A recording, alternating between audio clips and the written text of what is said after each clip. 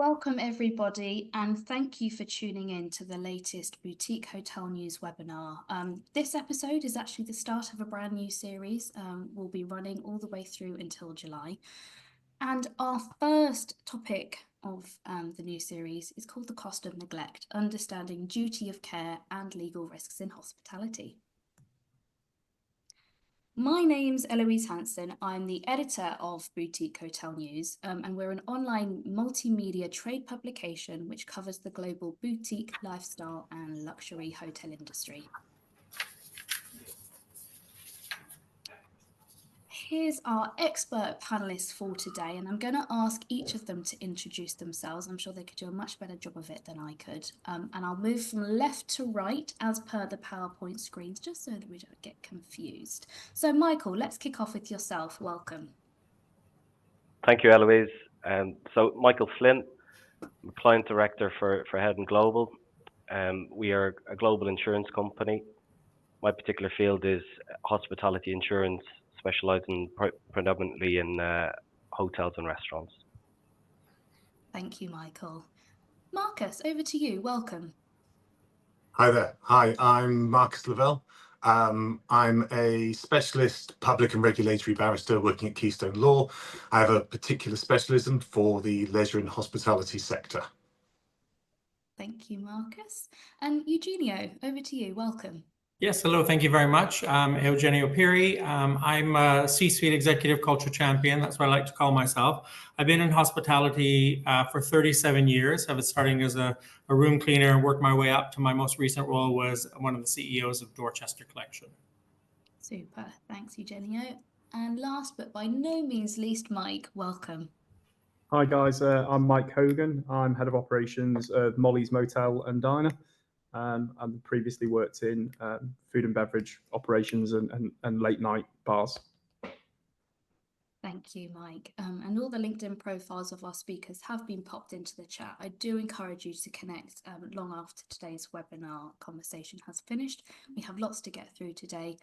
We will take some questions from our audience, but just in case, all the LinkedIn profiles are in the chat. So we're going to spend around 45 minutes in conversation today. And as I mentioned, we will take some questions from our audience members. So if you do have any pressing queries, be quick, submit these using the Q&A function at the bottom of your screens, and I'll get round to asking those as and when relevant. And today's webinar is being recorded. Every person that has registered will receive a copy of that recording within 48 hours. So let me provide some context for today's topic. I have to admit, some of these headlines do make for some grim reading.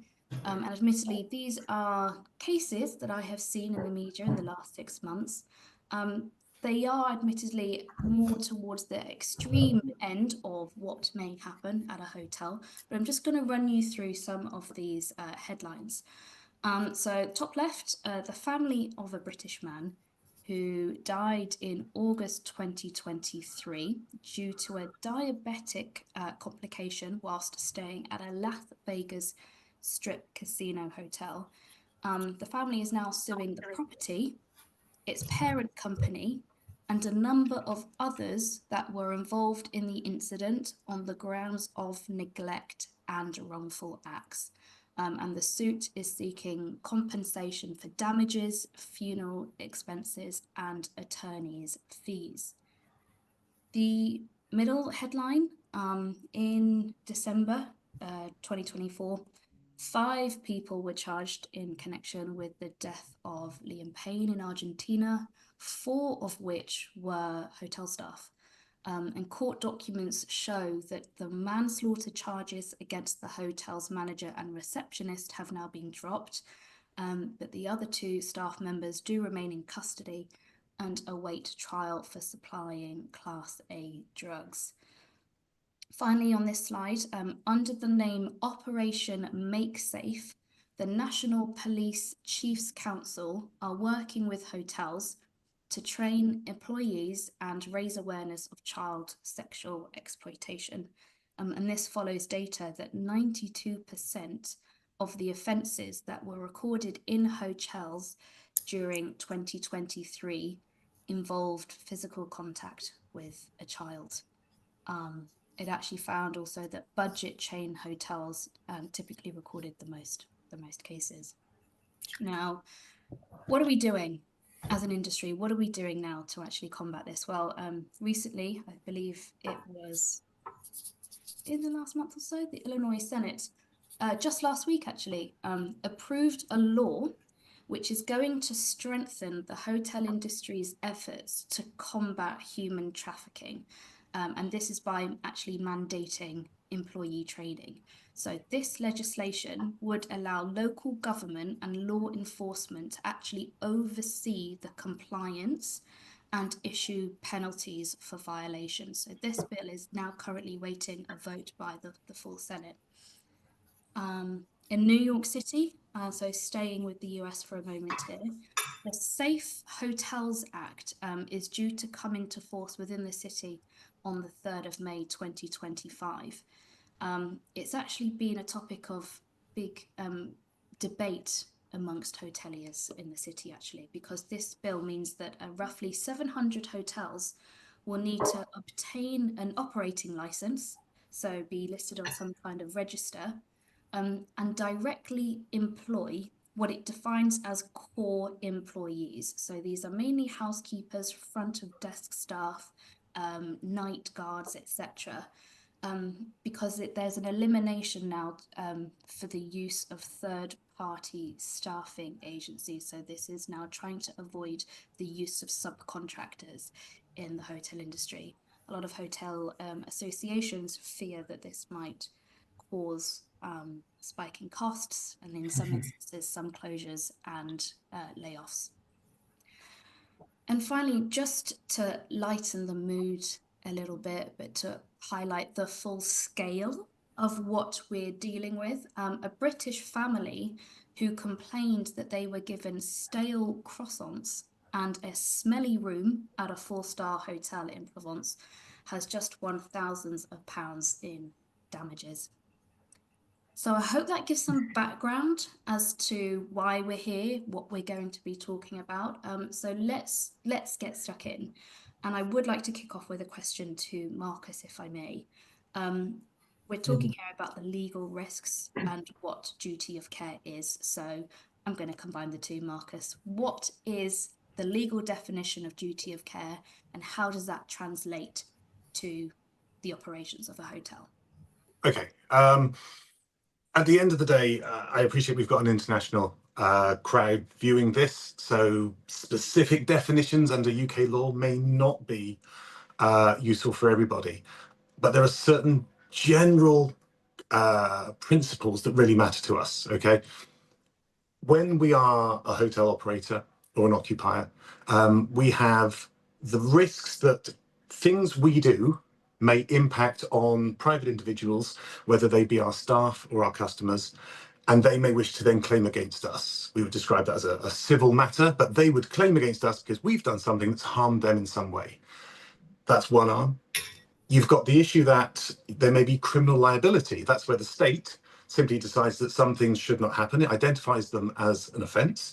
You may commit those, where things happen to people who set foot in your hotel. So you may have a criminal liability there. And your last issue is what I would describe as that regulatory compliance requirement. So you may well, regardless of where you are in the world, as an operator, you may hold certain permissions to carry out activities. In the UK, you may have a premises license that lets you sell alcohol. In the introduction, you saw that you may, moving forward, have to be registered even to be able to operate as a hotel. Your regulator, whether it's a state body, a national body, a local body, they may look to revoke those permissions if they're not confident that you're operating them in an appropriate manner. So when we look to, okay, where's the duty of care? Duty of care is everywhere within our operation. One thing that we would normally look to is the idea that it should be that we're looking to our reasonably foreseeable acts and omissions that could have a reasonably foreseeable impact on people that we would reasonably foresee entering the premises. So it's not absolute in most cases, although sometimes it can be. But generally, in layman's terms, if you can expect someone to enter the hotel, whether they're a worker, a customer, whatever, if there are things that could reasonably be foreseen to affect them, and those things could reasonably be foreseen to harm them, you've probably got some form of duty of care that would have one of those three, or maybe all of those three consequences if something happens. So I'm hoping that gets us started, at least with the sort of the field of play for this one.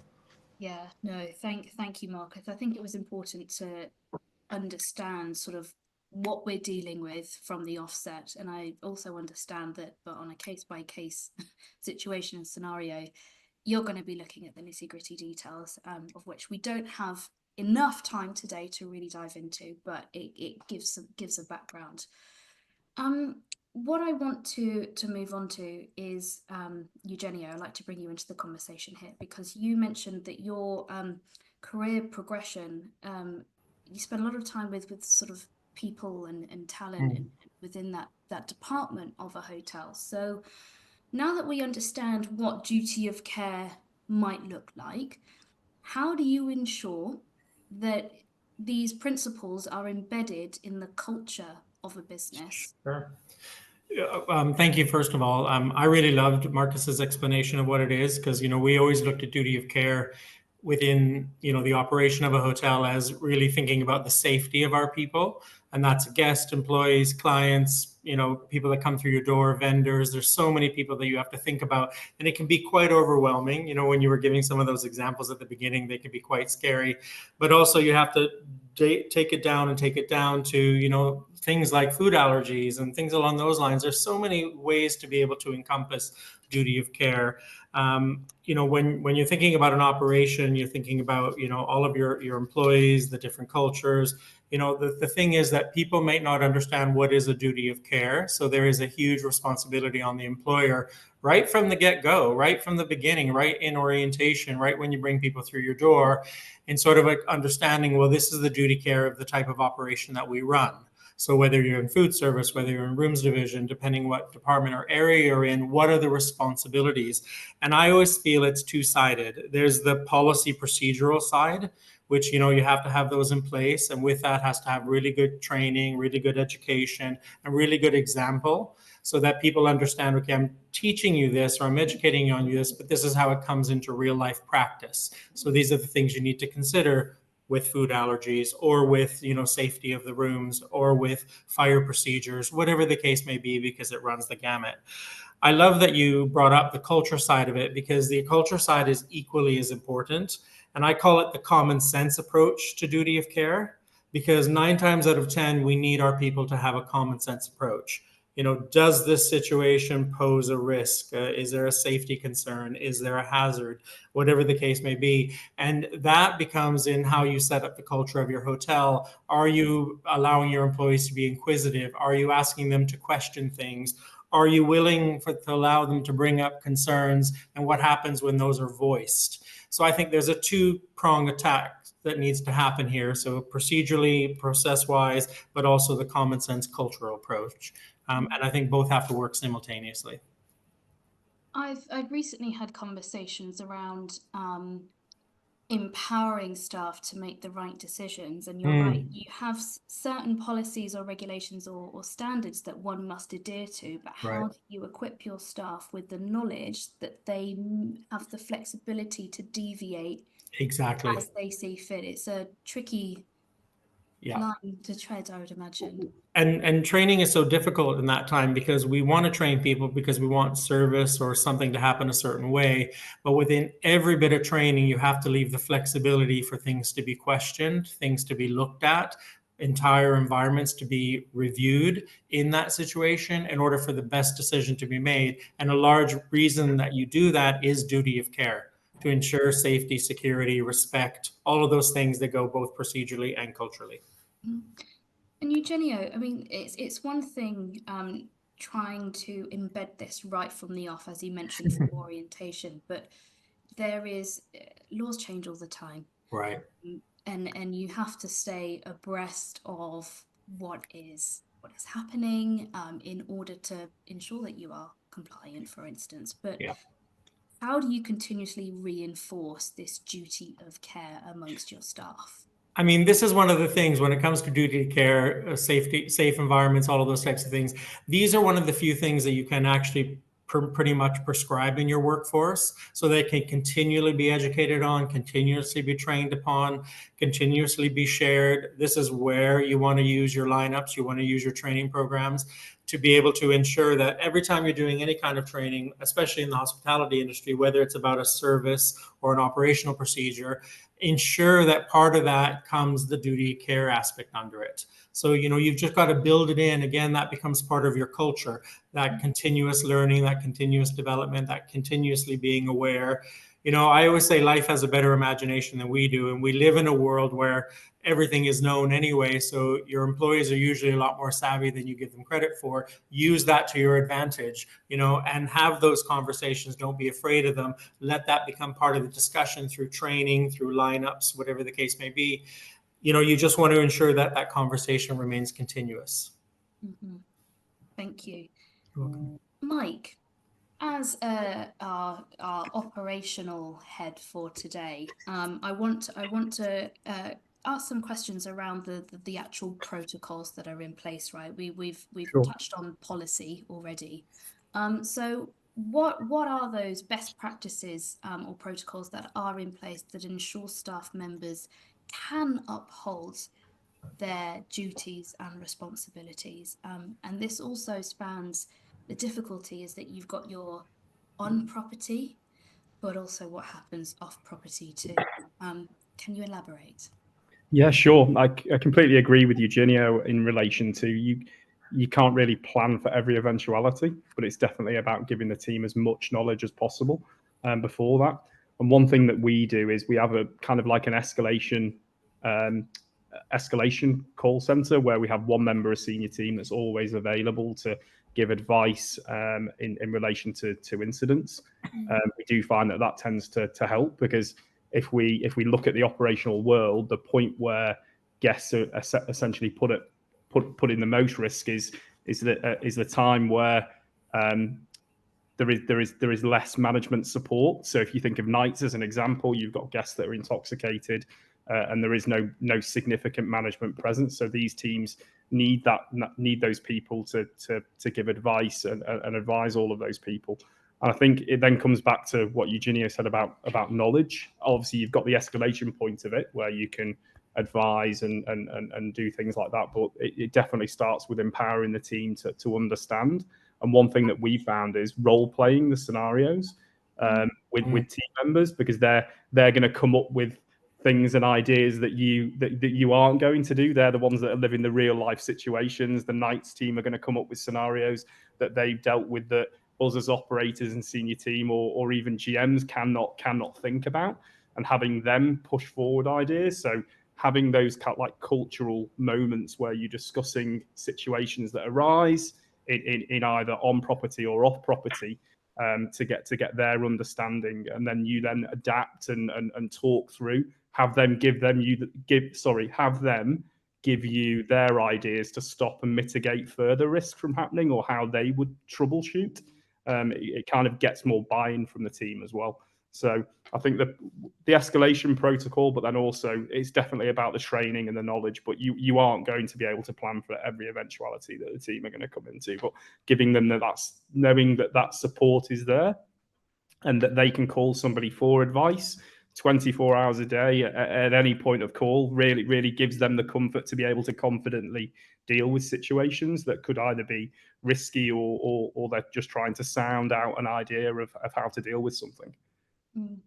And then to what extent does that, take your four walls of a hotel, right? And maybe I'd be curious to hear sort of Marcus's thoughts on this. You've got what happens on premise within your hotel, but what actually happens? How far does that extend to off property? How much training do you give to your staff members around what that eventuality could be outside of the hotel?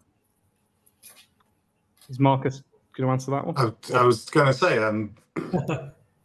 let's look at the concepts of how far your obligations go. Okay, one of the easiest ones to look at is people will lightly engage in things in the hotel that may make them more vulnerable when they leave the hotel. One of those classic examples is they may consume alcohol. It's the easiest one to work with. And so yeah, I see Mike nodding. Okay, this is well-trodden ground. Okay, so what might happen in the hotel? Someone may consume alcohol either in their room, where they're not monitored in any way. They may go to a bar where barman or bar staff member serves them alcohol. Well, if they consume so much as to become intoxicated, they then leave the premises and collapse or are a victim of crime and disorder or something else more sinister even. There will be questions asked. How did they end up in this vulnerable state? And if that can be tracked back, and it's easy to track back because you can often ask them, what have you done this evening? Where have you been? Oh, I consumed a great deal of alcohol in a nearby hotel. We may need to ask questions about how the alcohol was supplied, why it kept being supplied, why there may have been a lack of monitoring of the supply itself. And some members of staff in a larger hotel, even away from the bar, may be asked, as you saw this person perhaps stumbling their way out of the building, was there no reason in your mind to perhaps raise a query with them? So absolutely, things can happen outside of the hotel that can be traced back to activities in the hotel, and those can have direct consequences through the three arms that I described at the top. The easiest one there to imagine is if you have throughout the world some form of permission to sell alcohol. If you've sold it in an irresponsible manner and it resulted to harm to somebody down the street, absolutely there can be immediate consequences for that. It's one of the key things I get called in for. Again, I see Mike nodding there. No, I just because I think that's one of the misunderstood elements. Yeah, it's one of the misunderstood elements to the Licensing Act, especially in the UK, is that people in bars, restaurants, anywhere physically don't understand the responsibilities that they hold of putting those people in those intoxicated environments. It's definitely something that does need to be educated. Yeah, indeed. But that can apply to other, there are other reasons. It's just that's the easiest one to see how you've got a direct causation leading outside, but there are all kinds of other things. Let's look at let's look at the most sinister of these, trafficking. Okay, it was mentioned in the introduction. If people identify that your hotel is somewhere where they can indulge in the activities of trafficking, we may have some other very concerning issues at stake then, because we aren't identifying what's necessary to protect people's welfare. In the UK, even under the Licensing Act, there would be concerns because you're supposed to promote such things. You would also have a risk of liability. The question is, we'll move on to this in a bit, but what are you actually doing either to prevent those things or to demonstrate that you work to prevent them? It may be that people circumvent your safeguards, and we'd have to talk about how well you've done and if you've done enough. But yeah, absolutely. Although you may see what's going on as being a harm on the hotel premises, well, if there's trafficking going on, the harm is far wider than just the hotel premises. Perhaps it's being facilitated through the hotel to provide an element of privacy and obfuscation for those activities. But yes, let's talk about details on that when we go perhaps into diligence. I'm sure everyone's thrilled to think, oh my goodness, the compliance lawyer wants to talk about diligence, but I'll spare you all at least for a few minutes. Thank you, Marcus. Michael, let's bring you in here because we've talked a lot about knowledge, right? How important it is for all members of a hotel operations to have the right knowledge. Building off from that, I think when we initially spoke, you highlighted that there could be some gaps maybe in insurance coverage that are perhaps not always considered when taking or looking at insurance. So could you highlight to me what those common gaps are in that insurance coverage that Yeah, sure, Eloise. Thanks for that. I suppose it's great to hear we're all speaking the same language, but obviously I'm coming from an insurance angle, and I'll keep it general as well. So similar to Marcus, obviously we've got a global audience. We've got duty of care, which can be clearly defined in some territories and not in others. So to take it back to basics, when you enter into an insurance contract, so if you've got a liability insurance program for your hotel group, most territories will look just to see simply, have you acted in good faith? So have you acted as if you were uninsured? Have you taken the best interest on behalf of the general public and obviously your staff as well? So with employees, it's a little bit easier because we've got more of a common law of duty of care for workers. It's more clearly defined, laid out. It's easier to manage. Obviously, general public, it's a little bit more difficult. Effectively, you just need to act in good faith always. But at what point do you stop? It's quite difficult. So we're all talking about training and development. The biggest issue we have is when we get to a situation that may evolve. So an allegation of a liability, and that could be, you know, breaching liquor liability. It could be a slip and a trip, something very minor. It could be something very big, an allegation of abuse. We always come back to training and development, and every single hotel I've come across has training and development, and usually they're to quite a high level. Sometimes it could be general manager chats, or more of a rigid process where we've got hospitality training modules completed online with a date stamp to show that the person has completed a specific module relative to their role, and also signed it to say that they actually completed that training. And that's the biggest issue for us. It's actually where are the records of these training initiatives. So a great example would be liquor. So liquor, if it's liquor, if it's bar staff, we should have a separate training program for those staff, and it should be documented. So in the event of an allocation whereby an individual may have been served too much alcohol, can we identify the training records is the first question. And an insurance lawyer will ask, you know, can we have a copy of that training record to show, you know, how do we identify someone who's under the influence? And also, you know, in terms of management staff, how do we monitor those staff as well to ensure that you know, there's a second layer of protection for the guest. So a lot of the time it'll come back to training records. The other thing we like to see is going back to the fact that, you know, with employers' liability, it's a little bit easier to quantify. It doesn't matter if it's UK, USA, anywhere else in the world. It's fairly standard. But anything else could be literally anything else. It could extend to cyber, for example. How are we looking at the risk for the hotel? How are we going to quantify and measure and put controls in place? Normally, where it's a unique situation, because every operation is different, have we got a risk assessment in place?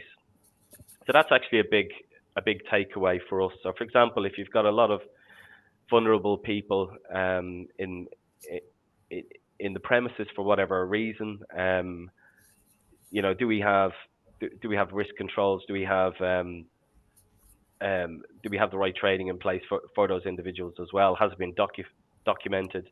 How are we going to put in place early ways to identify potential risks and controls to meet those risks should they arise?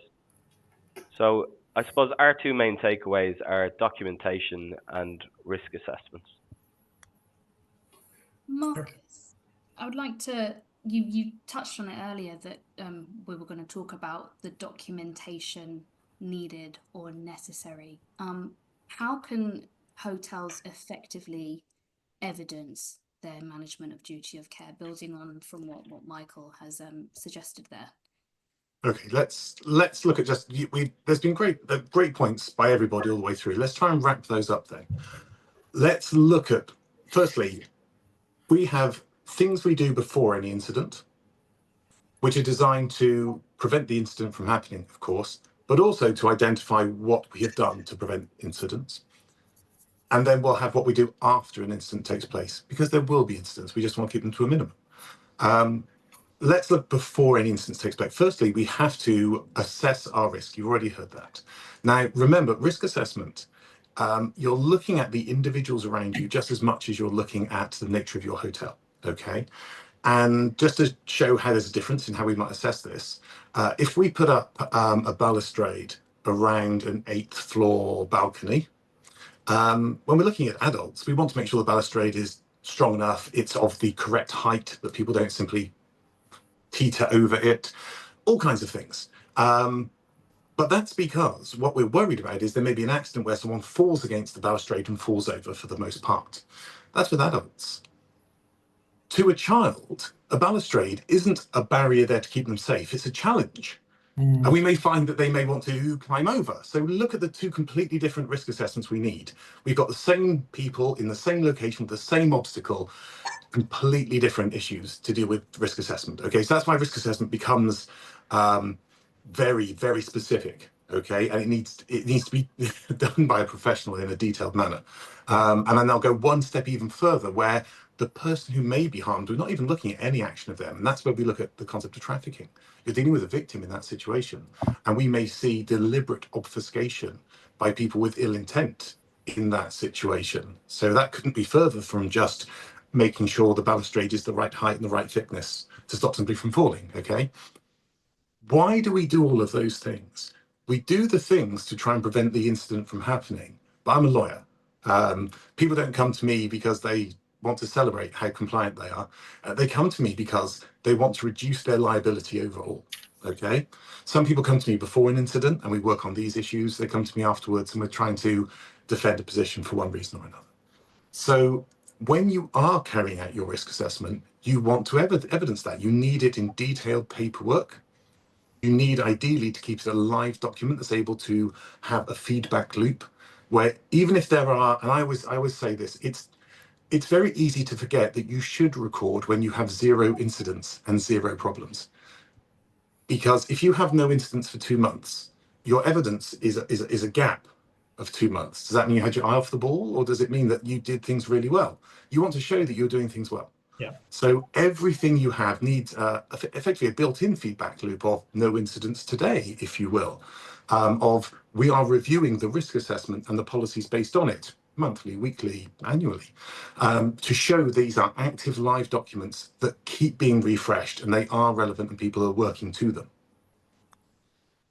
That means, one, you've got a better chance of stopping an incident because people are working to the risk assessment and they're working to the policies you generated from it. The policies also should be, of course, live documents. But it also means, let's say we have had an unfortunate incident. We end up sitting before, whether it's somebody who wishes to claim against us, or a state that wishes to prosecute us, or classically, a regulator who's probably dealing with lower burdens of proof, who is concerned that this may happen again. Now, everyone likes to use the phrase, this is an isolated incident, a freak occurrence. Who would have thought that child would have been able to have climbed that barrier at that point? Well, you should have thought, potentially. Yeah. And how do you demonstrate that you did think? So, again, you're in a meeting, it's not going well, there's no coffee, and that regulator's very unhappy with you. If you simply state, it's never happened before, but what's the chance of it happening again? Because it certainly happened once. What you need to be able to demonstrate is, we thought about it a year ago, 2 years ago, 3 years ago. We've constantly reviewed best practice in this sector. And each time I make one of these statements as a lawyer, I need a document that I then put on the table. And ideally, I'm putting documents on that table every single time. So we assessed the risk. We got it right. We used qualified people to assess that risk. We moved on from there and developed policies. They were reviewed. We had a similar incident to this 2 years ago. Here's the record keeping for it. As a result, our feedback loop identified the barrier should have narrower balustrades. And since then, we have not had a similar incident. And as you can see here, here's our clean bill of health in every one of our weekly feedback meetings demonstrating it didn't happen. Now, it does feel like it could be a one-off incident, a freak event. What's the chance of recurrence? Low, we would say. That means there's less of a need for the state to intervene and, for example, close us. because that could have a devastating impact on our business. It would also greatly assist someone claiming against us if the state were to have closed us. If we're sat there having to say that for the very first time we've identified 14 children over the past 6 months have managed to push through those barriers and almost come unstuck. 2 people have actually been injured, and we only find out about it today. Yeah, we're probably closed tomorrow. So not only does the diligence trail help you in preventing the incident, it provides the evidence that fights your case. So it doesn't matter what changes happen in terms of legislation or up to the minute case law. For the most part, you'll always be served well by good diligence, evidence to diligence. It will help you avoid incidents. It will help you when one does happen. I hope that's helpful. Really, really helpful. And I'm going to swing this over to Eugenio. Yeah. Because I'd be curious, as an employer of lots of hotel staff, and when you're looking at your risk assessments, and like I mentioned at the start of this conversation, involving legislation and due diligence and compliance, I suppose, what have you learned? What have you learned during that time? Yeah, I mean, it's really fascinating what Marcus just said, because I mean, I couldn't agree more. I mean, he's the legal expert, so as it should be. But it is just one of those things where, you know, if I can just really build on it, because you learn a lot when an incident happens. You know, it's very easy to say, you know, this has never happened to us before and all of that kind of stuff. Absolutely. And I've heard it time and time again over my 30 plus year career. But, you know, I always say, what is the practice of when something does happen? It's the first question I ask. Okay, so an incident happened. Oh, wow, it never happened before. I don't always believe it, but fair enough. So what are we going to do about it? And so, you know, there's always okay, tell me about the investigation. What are you doing about it? And I always say to people, okay, now you've investigated, you know, this child fell or whatever the case may be. What are we going to learn from that? And okay, if this child didn't fall, what else could have happened? And I think once you start doing that, and we've had a lot of success over an incident happened, and we said, okay, well, what else could have happened here? And so in this incident, the child fell. Well, the children could have also twisted his arm on that bar, or the children could have put his foot through that open space and all of that kind of stuff. And you start to have all these other scenarios of what potentially could have happened in that accident outside of what actually happened.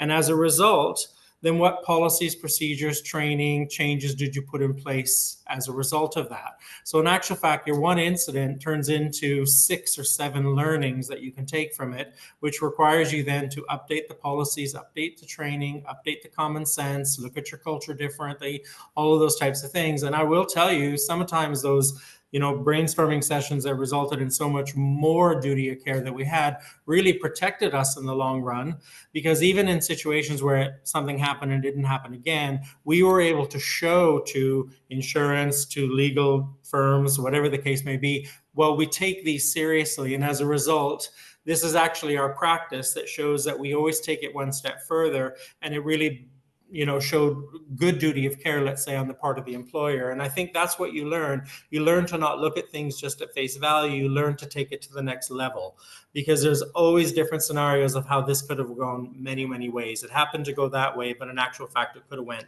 6 different ways. And I think that's the biggest learning, in that you continually need to question and ask. And something Mike said earlier as well is that, you know, it's wonderful for me as the CEO or head of operations or head of people to come up with these ideas or thoughts, or the risk assessment people or your loss control officers. But in actual fact, your 90% of your workforce is the employees right on the front line. They're the ones that will tell you exactly all the potential hazards that could happen. And so use their knowledge to continue to grow that. Ensure that the conversation is much wider than the few people that we always go to. That's what I would say. How do you ensure, when you're overseeing a portfolio, right? And this is a global portfolio, so you've got different hotels in different markets with that diverse workforce. And I think I mentioned at the beginning as well, we could be really specific in this webinar, but we just don't have the time to. Sure. But in this instance, overseeing, there are so many different levers, I suppose, with that scenario planning when you are looking at a wider portfolio. So how do you ensure that that's consistent, that that's always enforced, be it at the C-suite level, but also, as I mentioned, empowering your staff members to inform the right decision making? Sure. I mean, when it comes to things like duty of care, security, all of those types of things, I'm a firm believer in risk assessments, audits, professionals that come in, look at your procedures, look at your policies. Somebody who comes in, industry experts, look at the different avenues, not a one size fits all. This person comes in and looks at your fire. This comes in and looks at your accommodation. This comes in and looks at your food and beverage practices, all of those types of things. I think that's really, really important. Do not underestimate or underfund your risk assessment department. It's not just about one person that you hired out of university. You need to have somebody who understands it, somebody that really owns it, somebody that understands the procedure, what happens when you need to do an assessment, what happens when you need to do an investigation, all of those types of things. It's really important to keep that in place. Make sure it goes as far as the office of the CEO. It doesn't just stay at this level. The responsibility needs to start at the top. There needs to be a commitment. There needs to be funding, all of those types of things. That's what's going to get you the best hopeful outcome. I will say you're never going to avoid it though. Sadly, things happen all the time. And so you just have to be prepared. And that's where you really want to make sure that you put the resource behind it. Mm-hmm. Let me come back to Mike for my next question, because we've sat on the idea of lessons learned for a moment here. It's how do we keep improving? How do we keep learning? So with that in mind, Mike, how are you operationalizing the lessons learned from both successful and perhaps unsuccessful incident responses? I think you mentioned that you've amongst your staff trialed potential scenarios arising and a bit of role play. So what does that look like operationally? So we do hold kind of like debrief meetings post incident where we go through things with committees. We hold debriefs after incidents have happened with team members, with all of those people, to obviously get insights from them, the reasons why they happened, and obviously prevent future incidents. But then we also hold quarterly, more senior level meetings where we review everything. It was quite interesting what Marcus and Eugenio said in relation to due diligence, because obviously presenting things and recording near misses isn't something that always tends to happen, and that forms. You shouldn't wait for somebody to be injured. Also recording and discussing those near misses to understand and garner a bigger picture. Also in kind of in the late night industry, the regulators in the UK do require premises to record when people have essentially been cut off from selling alcohol. So it isn't just a case of turning around and saying that they want to see a record of things. They want to see how many people were cut off from drinking, how many people reached that limit of intoxication, to then turn around and say that they aren't having anything. So I think that Eugenio mentioned about that circular loop of feedback and discussing things, but having a broader portfolio of incidents and near misses to then kind of create that collaboration across departments is really, really important. You've just highlighted there the nightlife industry, and I think you mentioned, Mike, that again your career has kind of either started there or at some point you were there and then have moved over to the hotels. So when it comes to that risk assessment, how are you translating what you learned from the nightlife industry into a hotel setting? What are the differences? What are the similarities? What are the changes? So the nightlife industry in the UK is far more regulated than the rest of the industry. They get quite a lot more attention in relation to duty of care. Obviously, hotels are still licensed premises and they still have the licensable objectives and things that they need to adhere to. But in the nightlife industry, the duty of care translates to on-property vulnerability. So they have to look at risks through the lens of people not being fully aware of essentially what they're doing, either arriving in that state or leaving your property in that state. And in that late night sphere, the duty of care translates to, like Marcus said, those people getting home or those people leaving your property, and that responsibility forms on that premises. And there's quite a lot of policies and things in place in those industries where they have to have agreements with taxi ranks, they have to have night wardens, they have to have areas of safety to safeguard people that are intoxicated while family members come and collect them. And I think that kind of creates a culture where assessing things not just through the lens of somebody that's fully aware, but then translating that into someone where, like we've all said, people are more vulnerable, and understanding what the risks then are. And I don't really feel that happens as much in the hotel industry. Obviously, people can have been to an event or a wedding or anything like that on property or off property. So then it's how does that person get looked after while staying with you? So we can use the example of balconies in rooms. Obviously, if hotels should necessarily have protocols or procedures that where balconies can't be opened after a certain time, because you're then mitigating the risk of people. What are the times that people are going to be intoxicated? Don't allow them, or people near pools or people near risks. And I think that's where it comes into looking at a lens where people necessarily aren't fully aware of what they are doing, and risk assessing and creating protocols and team awareness and training around those circumstances is really important. Thank you.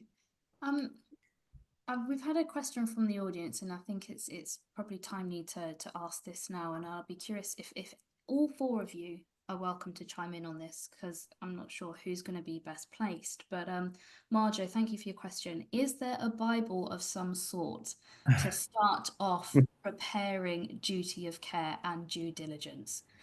Top of mind is ISO standards, but given there are so many things to consider, is there a one document fits generic topic kind of resource? Eugenia or Mike? Mike's not saying no, there isn't. Yeah, no, I don't think there is. I've never come across it. I think you kind of adapt your own in-house protocols to things that you've experienced, and like we've got vulnerability policies that we've adapted to circumstances that we've seen or heard of. Eugenia, I don't know whether you've. Yeah. I mean, definitely. I mean, in the past, we've asked our legal counsel to provide us with important things that need to be included and stuff like that. I will say we've used templates for crisis manuals, things along those lines, because they automatically allow you to look at risk assessments, which again, if you have the right audience in the group, then helps you form other important things. But I think, like anything Mike said, you have to look at the, what kind of business you're operating, what does it involve, what are the processes and procedures that go with that, and then, work yourself a little backwards. But I never underestimate the help of good legal counsel, I will say that. And just to follow on from that, yeah, it's something we would normally look to set out. We, of course, as a lawyer, you don't assess risk, but we do identify the suite of evidence we'd look for in defending any instance that happen. Effectively asking for the evidence before anything happens means there's a good chance of there being evidence when something does happen. I also find that most specialist training providers, when you're dealing with, for example, vulnerability engagement training, I anticipate that's something that's probably quite high on the agenda, regardless of where in the world you are. That's that entire idea of identifying those persons who could be vulnerable, either due to an inherent characteristic or because they've engaged in activities such as consuming alcohol. Not simply waiting for something to happen to them, but to be on the lookout to identify if someone has become vulnerable. You might wonder why someone who appears under an underage female has been booked into a room with 6 other males visiting one after the other. And that person, especially if they looked under the age of 18, why large amounts of, for example, alcohol may be ordered to the room. Rather than simply waiting for there to be an incident afterwards, vulnerability engagement training would be teaching you how to spot those things and know to just ask those questions and maybe push a little harder there, maybe identify if you need to contact the authorities. As part of your training package, you will usually receive certificates to identify that people have been trained, an identification that you have appropriate policies where the trainer advises on correct policies to implement the training they've just given, as well as reporting backgrounds for it and external auditability. So you'll often get quite a bit of guidance from those people who provide consultancy services in that area. So you don't always need a lawyer. And if everything goes well, hopefully you never will. There's a lot of good advice out there. There's a lot of good suppliers who can provide some training modules, general documents to get you started. But I would say don't overlook an audit. Even if you've got a good relationship with your insurer or your broker, don't be afraid to invite them in to say, you know, can you do a casualty risk assessment or a safeguarding survey of my premises, which would normally, you know, it doesn't take too long to sit down with the operational team, probably the health and safety manager, global health and safety team, just to go over the processes, look for those gaps, and then just have a general chat about cover. You don't need to go into too deep, but one example that's quite pertinent to this conversation is probably casualty policy. Just read it and ask the broker and the insurer, you know, what are the big omissions? What are the headlines? What's covered? I might have 20 million liability cover, but what's excluded? For example, we find abuse cover is excluded in quite a lot of policies, and where it's not purposely excluded, it's not included, so it's silent. And Marcus will know that's then open to interpretation, which is can be good or no good depending on the circumstances or the territory. So as a first port of call, I would say there's a lot of great suppliers out there, a lot of great information. But if you engage with the suppliers you already have, you might already be paying, you know, your lawyer, retainer, your broker, your insurer. Ask what's free. Ask what advice they have. What professionals do they have? What systems and general documents can they share? I think that's a really good first step. Just to build on that, one thing I would also say from the evidential point of view that I've just been talking about, Michael's point that, you know, always think of an audit. I mean, anytime I feel I've got too many friends and I need to lose some, I'll go and audit a client's diligence system. That's always a good way to turn people against you. But every time you go out to a third party, I mean, your own internal auditing system is good. You go out to a third party, just as Michael suggested, record that and record the findings. It's further diligence. Actually going through the audit, even if the audit finds problems, the fact you held the audit was good. If you haven't had an incident up until that point, then you found some problems, and then you can have, even if it's emails that you preserve to identify the steps you then took, that's gold for someone in my position to be handed at a later time when perhaps things have gone wrong elsewhere. So yes, always fantastic opportunity to build evidence. And ours, because we'll want to show that our policyholder is compliant with the insurance contract. So in the first instance, we'll always look to try and mitigate any risks occurring. So we'll look to support our policyholders wherever possible. However, in the event of an incident happening, we'll look at defensibility.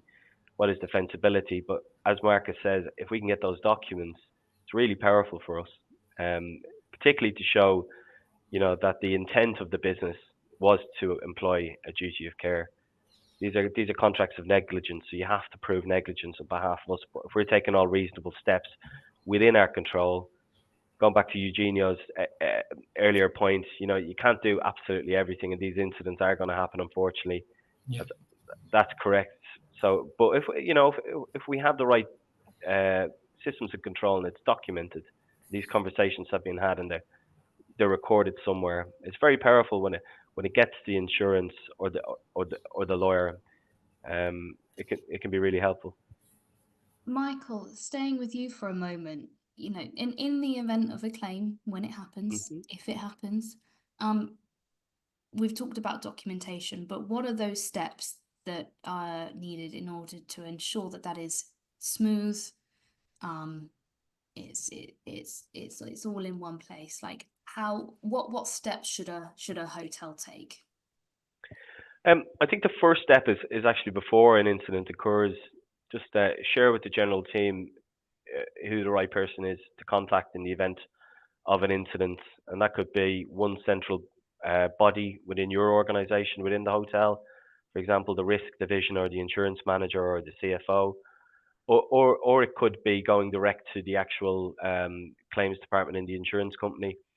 But what I really like to see for larger portfolios is consistency of service. So if you like a loss adjuster, particularly a loss adjuster that's in a couple of different territories, and they work really well with Marcus and his team, or whatever other lawyer, well, don't be afraid to write them into the policy. And there is no conflict of interest, because sometimes you can write 2 or 3 different loss adjusters. So you can have global loss adjuster 1, 2, and 3 on liability, and global loss adjuster on property, maybe a different one in Germany because they know the local team and they've been working with them for a long time. And that really, really does help expedite a claim quickly, because they already understand the culture in the organization, how the business works, and it just cuts down on a huge amount of emails and correspondence and gets right to the crux of the matter, which is either defensibility of the claim or admitting liability and moving on with it, and trying to get the aggrieved party settled as quickly as possible. Because we don't defend every claim. Sometimes we are at fault and we want to settle them as quickly as possible. So, the integrity of the organization we're protecting is okay, but also those aggrieved parties are looked after as soon as we can. Thanks, Michael. I've just got one final question. It's come from the audience. It's all we've got time for today. And this is about the line of accountability. Where does the line of accountability lie from the business to the individual, especially around allergies and a multiple use kitchen?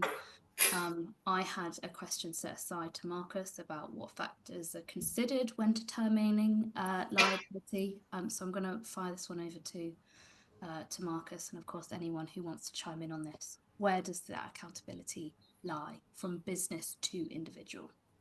Okay, well, hopefully I'll get a collective nod here as well.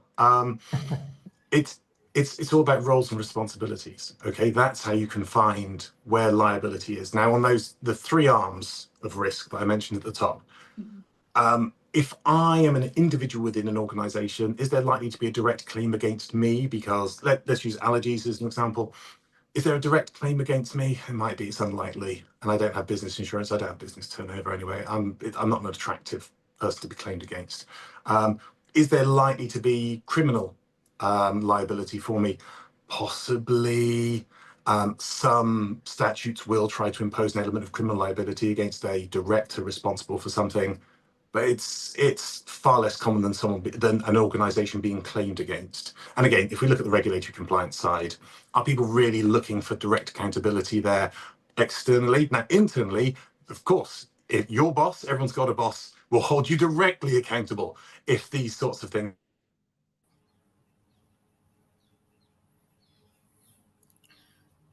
I don't know if that's I think we lost him. audio. I think we've or if lost that's Marcus. Marcus's. Oh, that's such a shame. That's Well, a shame. I can I jump worse in. than Eloise. Yeah. Eugenio? I just wanted to add in. Sorry, I don't know if Marcus is back, but we hello. lost. Oh, he's back. Oh, sorry. Oh, wow. Did I vanished there? Sorry. We lost your audio for a moment. So I'm sorry.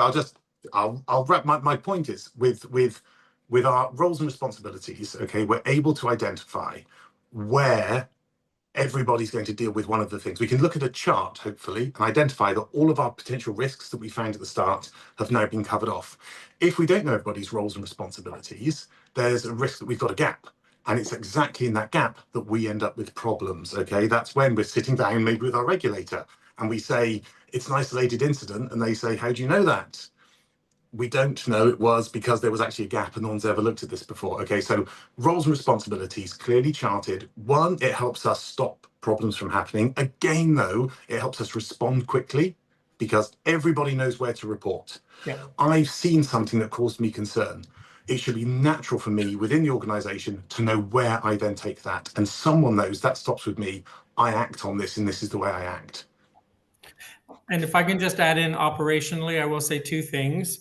I always say, ultimately, people think the most important person in the business is like the general manager or the manager. In actual fact, the most important person in the business is the last person who connected with a guest, because that's what it's all about. So in this particular case around food allergy, that waiter, that server, whatever the case may be, that heard the guest say, I'm allergic to, gluten, they have that responsibility then to be able to ensure that that is communicated, to ensure once the order comes up, to reconfirm that information, reconfirm it with the guest, reconfirm it with those things, because those little details are important. Heaven forbid the allergy not be taken seriously or get forgotten or whatever the case may be. So it is really important to remember that person who talked to the guest is really important, and they have a responsibility, a duty to care, et cetera, et cetera. And I think, we often forget that. That's what I would say. From an insurance perspective, again, it's a really great example and a good question to show how applicable duty of care is. We'll ask, can we see the allergen book? Can we have the training record, the documented training record that staff member completed it? Do we have any CCTV potentially that shows that person was shown the allergen book in the event of before the incident? And if we are liable, can we just understand the situations and also the lessons learned going forward? And then unfortunately after that there might be an audit. Sorry, Marcus.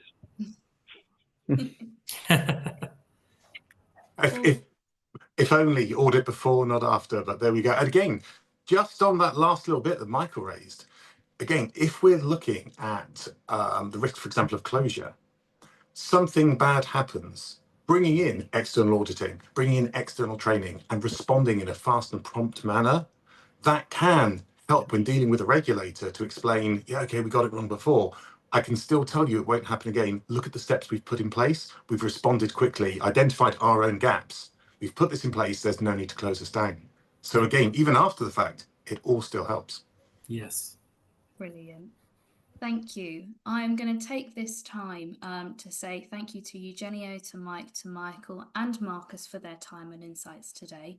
I'm going to flag here that we're going to keep the webinar open just at the end to play a short video, which will allow our audience members some time to follow up on any of the links that we've popped into the chat today, including the LinkedIn profiles of our speakers. So again, if you have any further questions, do connect, carry on this conversation long after today. I just have some closing slides that I would like to run through before I say a final goodbye. The next webinar that I'm going to be hosting, we touched on culture today, though a slightly different angle. We're talking about how to create a sustainable culture at your hotel. This is going to take place on March the 24th, same time, Monday, 2 o'clock GMT. The link to register has been popped into the chat. And as we've been talking about leadership, decision-making, being resilient when times get tough, do join me for a new event that we're hosting, branded under the Changemakers Lunch. This is an intimate, high-impact hotelier lunch where I'm going to be sitting down with boutique hotel owner Mark Fuller to talk about resilience in a changing market, followed by a 3-course Michelin star lunch. So what is not to love? You can buy your tickets and would love to see you there in person. And one event that I'm really looking forward to taking place this Thursday is a practical AI workshop led by my AI enthusiast colleague, Meg Rapley. Once again, you can buy your ticket via the link in the chat. No prior knowledge or experience required of AI. Just bring your laptop. This is aimed at more a hospitality audience, sales and marketing in particular, and we'll just teach you how to use it, how to utilize it, and how to optimize your workflow. So would love to see you there. And if you're interested in working with us either across our digital events like this webinar or any of our in-person events, do get in touch with my colleague Katie. Her details are up on your screen. So this is a final goodbye from me. Once again, thank you to our panelists for today. Really enjoyed the conversation and I hope to see you all soon in person. So take care and see you on March the 24th. Bye, guys. Bye. Bye. Take care all. Hello, we are International Hospitality Media, or IHM for short. IHM is the #1 brand to engage with decision makers in hospitality and real estate. Our 4 multimedia brands lead their respective sectors with breaking news, comments, trends, and opinions across a variety of multimedia solutions. We provide an inspirational community to connect people through world-class events, webinars, podcasts, award schemes, and much more. but let us share our story of who we are and what we do. Over 10 years ago, Piers and George had a light bulb moment to provide expert opinion, comments and low-cost digital content. And so, they went on a journey over the past decade, creating media platforms to serve the hospitality and real estate industries. We now have an engaged audience with a reach of over 60,000 monthly visitors across our website, 52,500 in our email database across all sectors, and over 68,000 across our social channels. Everything we do challenges the status quo. We believe in thinking differently. We make things simple and very easy to work with us, and we're a friendly bunch too. We offer creative solutions to help you achieve your business goals. Read, watch, listen, and meet with IHM. Connect with us for a chat today. Just look at some of the brands we have worked with recently.